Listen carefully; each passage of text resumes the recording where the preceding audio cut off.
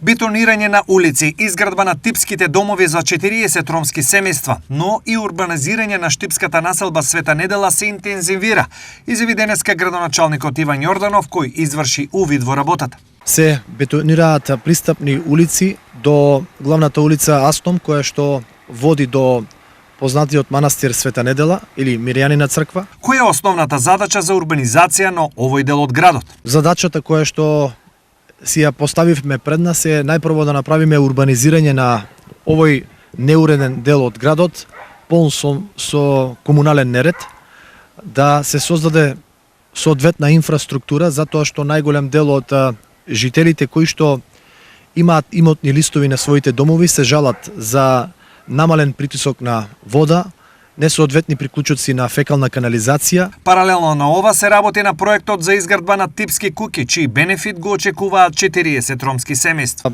Веќе се изведуваат активностите за бетонирање на платото и за поставување на инфраструктура за овие типски објекти, кои што се некаде околу 40 на број, и очекувам до крајот на годината истите да бидат поставени. Урбанизацијата го опфаќа и идниот парк во оваа населба со спортски мултифункционален терен. Сепак, Јорданов акцентира уште еден важен детал. Свесен сум дека овде мора да се работи на јавното мислење, на подигање на свеста на граѓаните, на